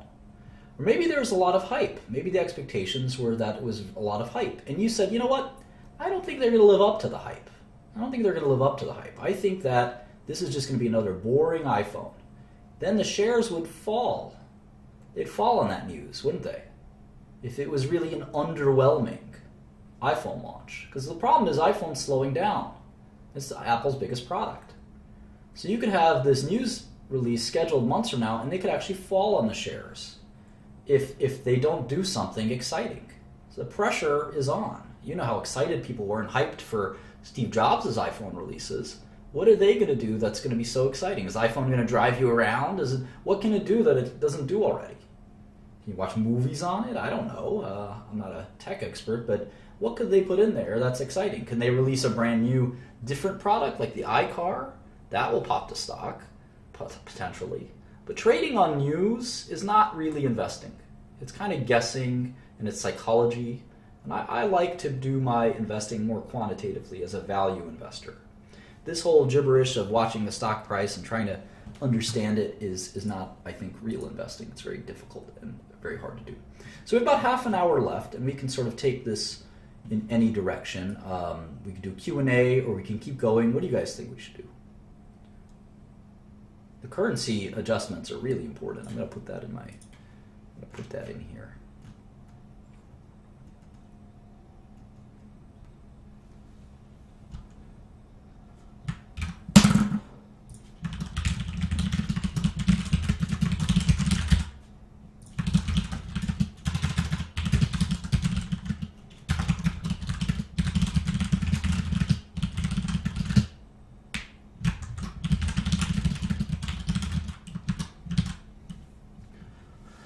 Okay, I think most people want me to keep going, so we're going to try to do that. So let's go back to this 10K, and maybe let's listen a little bit more to the IBM earnings call. This is the CFO speaking. As we've said, this transformation will play out over time, and with revenue down 1%. For the second consecutive year, we've had modest improvement in our year-to-year revenue performance, excluding the impact of currency and divestitures. I'll comment on year-to-year revenue performance on this basis throughout. Our strategic imperatives continued strong performance, up 26% for the year. This now represents 35% of IBM's revenue. Our profit and margin reflect our portfolio actions. I think it's funny that they have this strategic imperatives is doing 29 billion, and that's growing a lot. So that means strategic imperatives. And this is the good, in essence, I always find it's hilarious when companies do this. They say, this is the good business, basically. This is the good business. It's up 26%, or up 17% as reported. So this is the good business. It went up from 24 billion to 29 billion. So that means the rest of business, ROB, rest of business, really went down by a lot, right? I always find it funny. They say, well, if you look at just this part of our business, it's going really well. It's kicking butt. It's up a lot. Well, that means the rest of your business is falling apart because the business in total is down 1%. So it means your consulting business is getting killed. Why? Are other consulting companies getting killed? I wonder. Is Accenture? Let's look at Accenture and Tata. How about Tata? Tata's an Indian company. They must be losing market share to Tata. Let's see, sales. Tata is shrinking too. Tata is down 6%, down 11%. How about Cognizant? Cognizant is a big competitor of theirs. Cognizant's growing. Cognizant's doing fine. Cognizant's kicking butt. How about Accenture?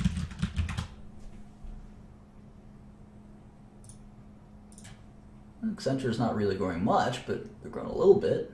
So why is IBM dropping 22%? The rest of their business. Their strategic business is going up a lot, sure.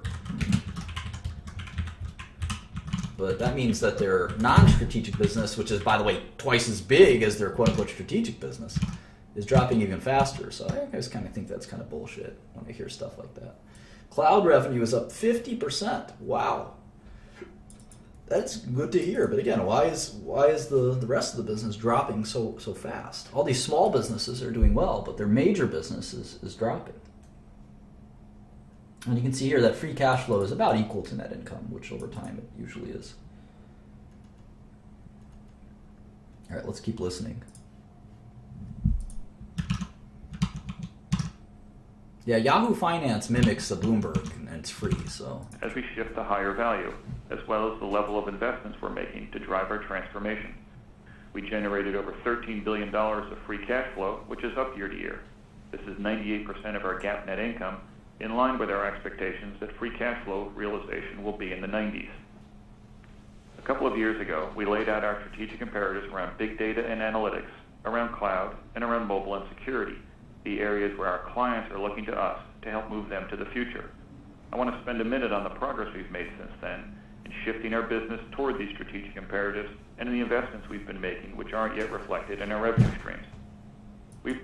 It's interesting. As a consulting company, IBM has a little bit of conflict of interest, right? They help big companies prioritize their IT, but they're also the only company of those companies, Accenture, Tata, and Cognizant, that actually has products, right? So they have a conflict of interest. They want to pitch you IBM products, but meanwhile, Tata and Accenture, they don't have software or servers. They're just saying, hey, I think if you want a great IT system, you need Dell servers, Oracle software, our programming, I guess, and consulting, and I'm going to pick you the best parts of the IT system, Cisco routers, whatever. Whereas IBM saying, well, I think you need the IBM software, not the SAP software or the Oracle software. You want the IBM software. And then if you're the JP Morgan technology people, you're like, I don't know if I can trust you. It sounds like you have a conflict. Anyway, that's one thought. Said we expect these strategic imperatives to deliver double-digit revenue growth, and in 2015, our performance in our strategic imperatives accelerated. Together, cloud, analytics, mobile, social, and security grew 26% and delivered $29 billion in revenue. As I mentioned, they now represent 35% of IBM, which is up from 22% 2 years ago. With 57% revenue growth over the last year, cloud is now a $10 billion business for us. This made us the largest cloud provider in 2015, which is what you'd expect given our extensive relationships in enterprise IT and incumbency in the data center, positioning us to help our clients implement hybrid cloud environments. Revenue from our as-a-service offerings increased about 60% to $4.5 billion for the year, and we exited 2015 with an annual run rate for our as-a-service business of $5.3 billion. The $10 billion also includes $5.6 billion of revenue from our foundational offerings, where we provide software, hardware, and services so clients can build their own clouds. In either case, what we've been saying for some time is that clients are utilizing the cloud not just to reduce costs, but to gain agility and enable innovation. And whether they're consuming as a service or through their own clouds, or as in the case of most enterprise clients who are implementing a hybrid environment, we're leading that move. To address opportunities we see in this space, in 2015 we made 7 cloud acquisitions, including CleverSafe for object storage, Graviton for cloud brokerage services, and Clearly for cloud video services. We also invested nearly $1 billion in capital, expanding our global cloud data center footprint to 46. We already have an ecosystem of millions of developers globally, and our Bluemix platform as a service has already expanded to over 1 million users, adding 15,000 developers a week. With nearly $18 billion of analytics revenue, we're also the largest analytics provider, and will extend that lead by moving into new areas, including Watson Health and Watson Internet of Things. In Watson Health, we're integrating our own organic capabilities with content acquired through Merge, Phitel, and Explorus. Healthcare is a new revenue and profit opportunity for us as we change the face of healthcare through our cognitive platform to provide value to providers, payers, and partners. We're also addressing the IoT market. Our Weather Company acquisition not only gives us tremendously valuable data and digital content, but a high-volume, cloud-based, insight-driven platform that will integrate with Watson to address significant new opportunity spaces. We'll talk about how we're addressing these opportunities at our investor briefing at the end of February. And while we're investing in capabilities for the future, we're also returning significant value to shareholders. We paid out nearly $5 billion in dividends, and we reduced our average share count by 2.7%. So we got a lot done in 2015. It's about 50% Our US revenue for the year business. was down 1%. That's why the currency affects it so much. There's so much Europe and Asia business. See, the margins on the consulting, about 30 to 40%. The margins on the software are really high. But, they're not declining too much. It's the currency that really obscures it. In fact, the software is declining the most, down 6%. That's currency adjusted, I'm guessing. It's down 2 instead of down 9.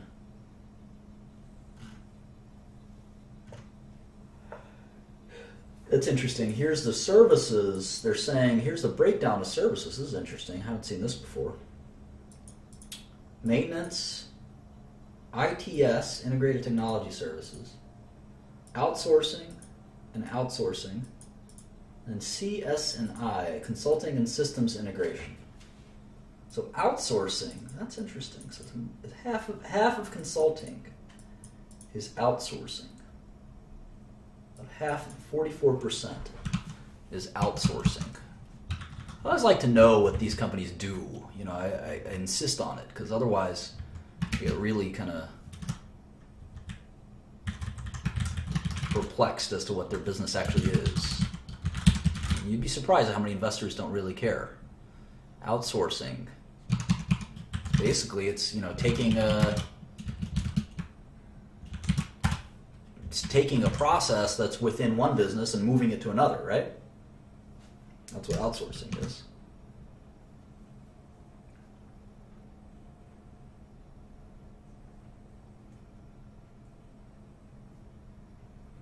Interesting. So the biggest business is consulting, global services. And the biggest percentage of global services is outsourcing. So it's a lot like Accenture, Infosys, Tata, Cognizant, who again are all growing. So it sounds like they're Cognizant and Accenture may be taking their market share. Now, having said that, Cognizant and Accenture don't only do tech. Cognizant does, Accenture doesn't. Infosys does, though. Infosys and Cognizant seem to be growing really fast. They're probably cheaper, and they're also different kinds of outsourcing, I guess.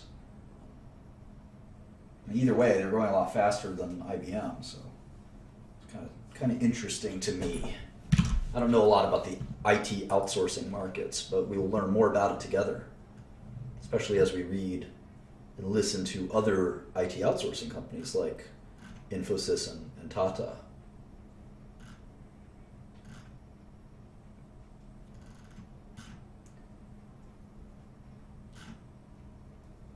Here's the graph that we just made for the euro.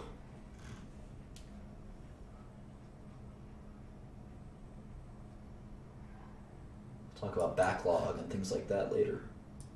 Maybe next class.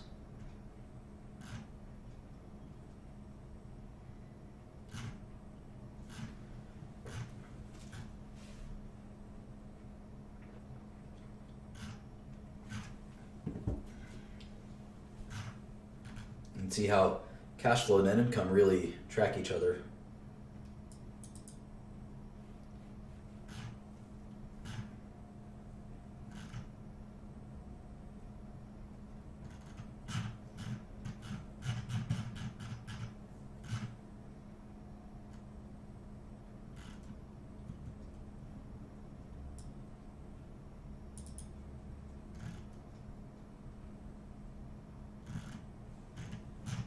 Cool.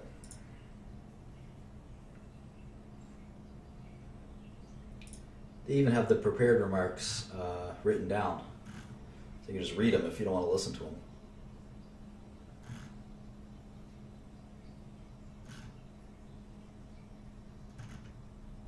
I can almost hear it in this guy's monotone voice.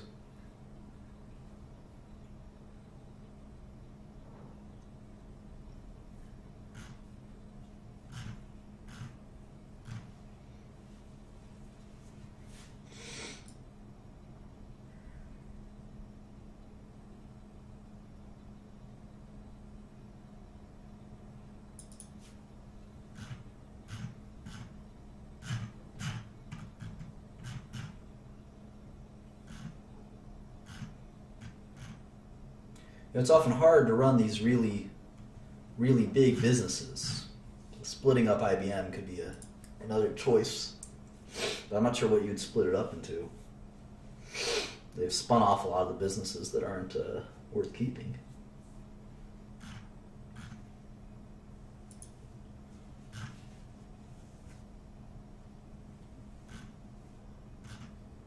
So that's enough on IBM. I think we've got a good hour and 45 minutes on IBM. Let's see if there's something else we could talk about for 15 minutes. Maybe some Q&A or...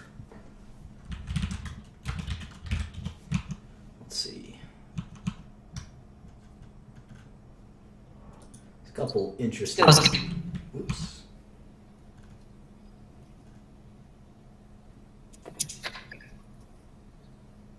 Oh God, I hate hearing myself.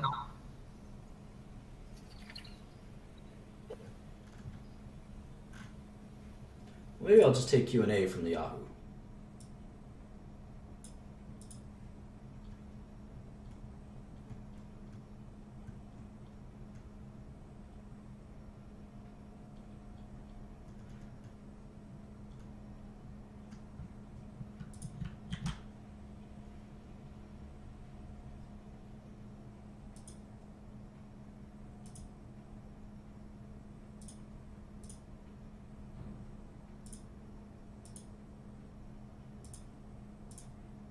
Any good questions?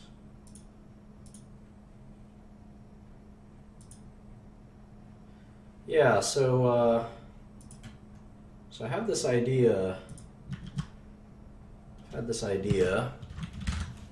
That, and we'll talk about a little bit about portfolio construction and things like that. So we try to build a portfolio. Yeah, the PowerPoint's in the. They're all in the PowerPoint's in there.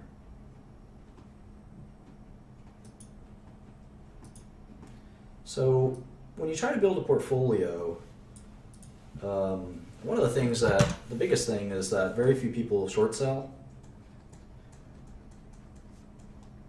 or short. Most people are only long. In other words, they'll just buy securities instead of they bet that they go up instead of betting that they go down as well. And I actually think shorting is underused. One of the reasons is that you can't tell if the markets are going to go up or down. So just having longs means that you're going to not do very well if all stocks go down, and that happens quite a bit. In fact, the stock market hasn't gone up in many, many, many years. Let's see. This is the S&P 500, which I don't think is even the best thing to look at. You can see that from 02, let's pick, maybe 2000 to 2012, you would have not made a penny. You had a lot of stomach aches in between. Not a penny from 2000 to 2012. So it's very tricky. You'd much rather have a good rate of return than from 99 to 2012 have made no money whatsoever. Yeah, the market's finally up, but if you were just making money every year, you'd have doubled or tripled your money. So, and who knows if the market will stay up? Nobody knows. So I don't think the trend of the stock market is to go up, actually. I really don't.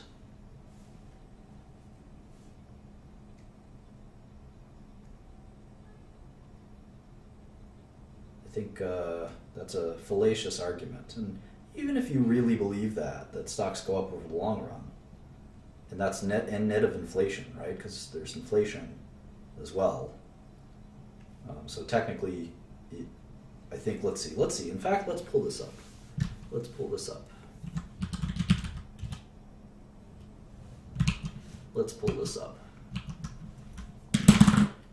The stock price of the S&P 500 tracking was 150 in 2010.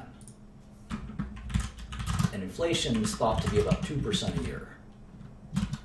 So, 2000 to 2016, so this is 2000, May of 2000, the S&P 500 is $150. And it is 2016 right now. So the stock market has gone up less than 2% a year. Less than 2% a year. And inflation has gone up about 2% a year.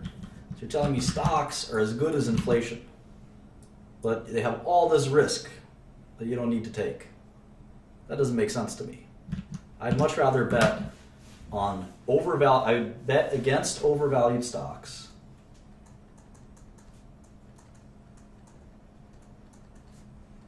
and bet on undervalued stocks. And I'll make a lot of money that way. Why do I have to guess the direction of the market? I'm not good at that. Very few people are good at that. But I can tell a dog when I see one. That's why I'm good at short selling. And I can tell a great company. I'll buy long when I see an undervalued stock like maybe IBM. And we looked at two stocks. We looked at Apple, which says that it's trading at 97. Let's say market price is 97, and our model price is 97. Then we looked at IBM, whose market price is what, 130, right? 137, and our model price is 210. Well, this is simple. If we do this, if there's a recession and we buy IBM stock price will go down, right? It'll go from 137 to like 127 or 117 or 107. So if we're long IBM, we might be making a great investment. We'll still lose money if the stock market goes down. But if we're short Apple at the same time, and let's say there's a terrible recession scenario, because we haven't had one in 8 years, and they tend to happen every 10 years or so. Apple will go from 97 to, say, 77. So we'll make a lot of money on our short. We'll make $20 per share. And maybe, hopefully, IBM goes from 137 to only 127. So it'll still go down, but it'll be more resilient because it's such a cheap stock relative to the market price. It can't go down that much, whereas Apple could still be very undervalued. I mean, if IBM's 50% undervalued, Apple could be undervalued as well. So you could make $10 per share this way, even in a recession. That's why I like shorting. So the concept of the modeled price, or expected price, versus the market price, we can actually call that alpha. That's what it's called, alpha. Beta is the market movement. So when stocks go up, in like the S&P 500, all stocks tend to go up. And you can see IBM actually has a certain beta. It's a coefficient. You can actually add it up. Its beta is actually 0.7. IBM's beta is 0.7. So 70%, that means 70% of IBM stock movement is related to the stock market movement, whereas only 30% is related to IBM specific things. That's why the market is so important. That's why hedging out the market risk is, I think, a good idea, because you don't know what the market's going to do. And if you look at the last 15 years, the market hasn't gone up. It's gone up a tiny bit because of inflation. But if you adjust for inflation, it hasn't gone up at all. So I don't know why people think stocks go up over time. I think it's silly. There's no systematic reason why they should go up over time. In fact, I can tell you systematic reasons why they should go down over time. So, in any event. So the next thing that I talk about that's kind of interesting, and it's in terms of timing, how to time things. Well, let's talk about the second kind of elements first. My take is if you have 10 stocks, these are 10 stocks. My take on the stock market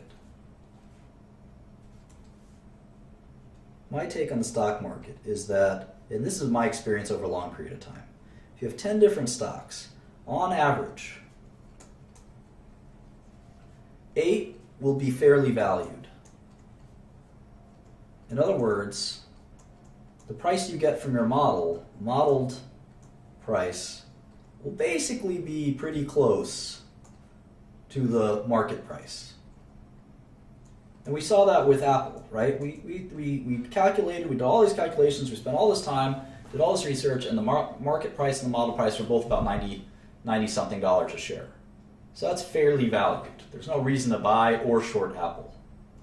I mean, it's basically trading where it should be trading. So 8 out of 10, on average, 8 out of 10, or 80%, will be fairly valued. 1 out of 10 will be cheap. In other words, the model price will be way higher than the market price. And 1 out of 10 will be very expensive, the other way around. The model price will be a lot less than the market price. I've been very good at this over the years, finding terrible drug companies to bet against. So maybe 1 will be cheap and 1 will be expensive. And you can't know which is which until you research all 10. And if you research all 10 and you think 7 of them are cheap, you got to ask yourself, how could I think 7 out of 10 stocks are really cheap and belong in my portfolio? That wouldn't make any sense. You know, this investing is like finding a diamond in the rough. You shouldn't be finding great bargains everywhere. You should be finding a bargain only every once in a while. Only every once in a while. So how do you find the bargains? I've mentioned, it could take you anywhere between 100 to 1,000 hours per stock. So if you want a portfolio, if only 2 out of 10 stocks are worth buying and shorting, this is assuming you do any shorting. If you don't, then it's 1 out of 10. If only 2 out of 10 are worth buying or shorting, and you want a portfolio of 20 stocks, right? You want a portfolio of 20 stocks. You need to do 100. You need to do 100 analyses. And since each one takes 100 hours at least, you're talking about 10,000 hours of work just to get the bare minimum work done to get a stock portfolio of 20 stocks. I don't know how many, let's see, 10,000 hours. Holy smokes. 10,000 hours. Let's see here. Let's say if I work 10 hours a day, and I work 300 days a year, it's about 3 years of work per year. I need 3 associates like Akil and Crystal and Coke Zero to help me. And that's working like a madman. Like a madman. So, do you still want to be an investor? It's not easy. And so finally, so you do those 100 hours of work. And that's for the bare minimum. And you want to be diversified as possible. We'll talk about diversification and concentration. But one of the things that people have asked about is, how long should I hold a stock? And I have this theory that as time goes to infinity,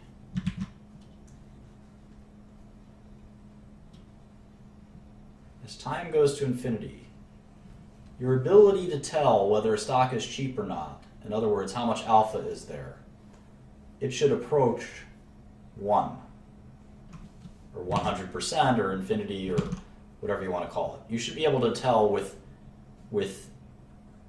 certainty if a stock is cheap or not. If you had all the time in the world, you should be able to do that. The problem is you don't have all the time in the world. And even as you're researching a company, the markets will change. The markets will over time, markets will discover true value.